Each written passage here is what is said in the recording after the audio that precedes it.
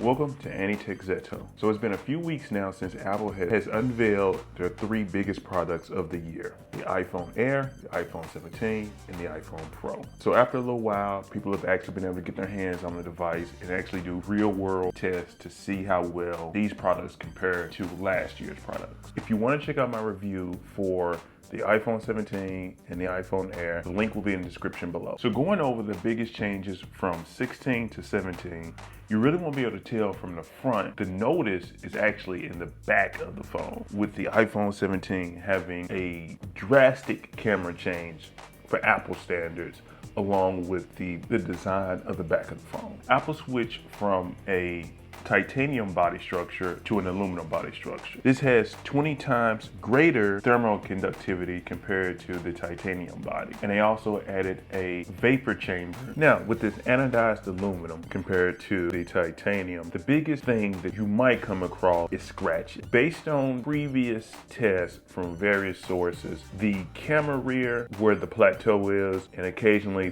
the top of the camera, has been known to be getting the most scratches, noticeable to the naked eye. Another thing with the iPhone 17 Pro and Pro Max is the color. Now, typically for the Pro models, Apple has always been very bland or basic. It was actually kind of surprising that they actually used a bright orange for these phones.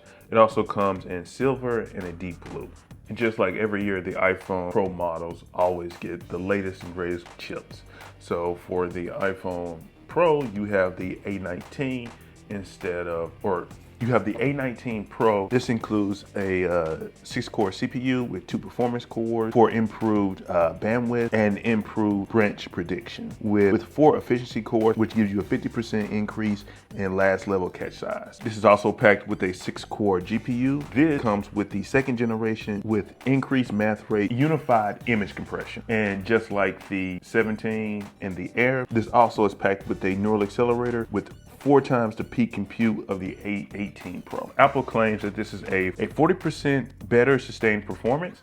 Now, in actual real world testing, this doesn't really seem like the case. It's more somewhere between 10 to 20% as far as what people are able to notice in day-to-day activities. Now, as far as gaming performance goes, this is supposed to be able to give you better frame rate, better performance without overheating your phone, with the addition of the vapor chamber and A19 Pro chip. Quote unquote, able to avoid the screen dimming when your phone starts to overheat. And going back to the phone durability, for the last few years, the iPhone had a glass back, just like the iPhone Air. We switched from glass to ceramic, which is supposed to be actually very tough.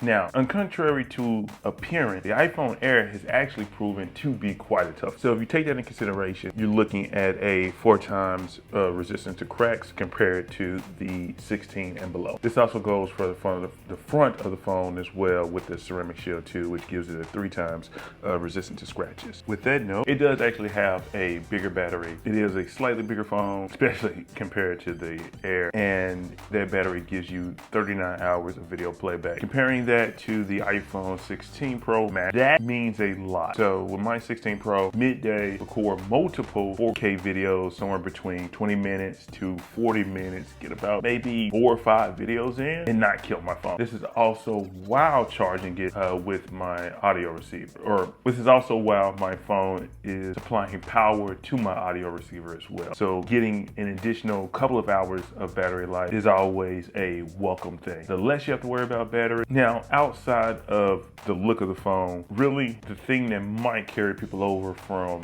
one of the previous phones will most likely be the camera. That, just like the 17 and the Air, center front stage camera, even though the back has changed a little, the biggest improvement is with the camera. Instead of 1 or 2 of the cameras being 48 megapixels, all 3 now, they're a 48 megapixel fusion camera. You have the ultra wide camera, the telephoto, and the main camera.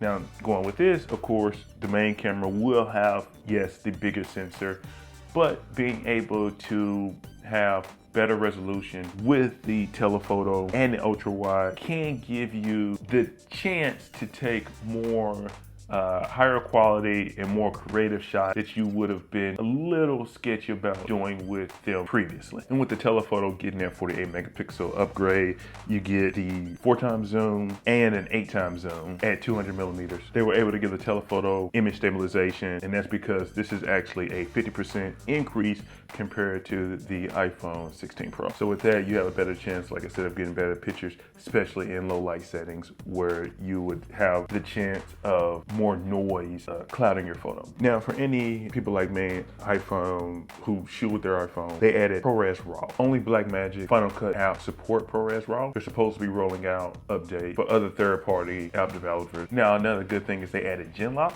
which just comes in handy when you have multiple cameras and you're trying to sync together. Now, if you got the dough, also there's a Blackmagic camera dock that allows you to be able to connect to your iPhone, and it gives you access to more ports similar to an actual professional field camera, timecode, HDMI, USB-C power, etc. Size-wise, you have the Pro Max coming in at 6.9 and the Pro coming in at a 6.3. Hope you guys enjoyed, and catch you guys later.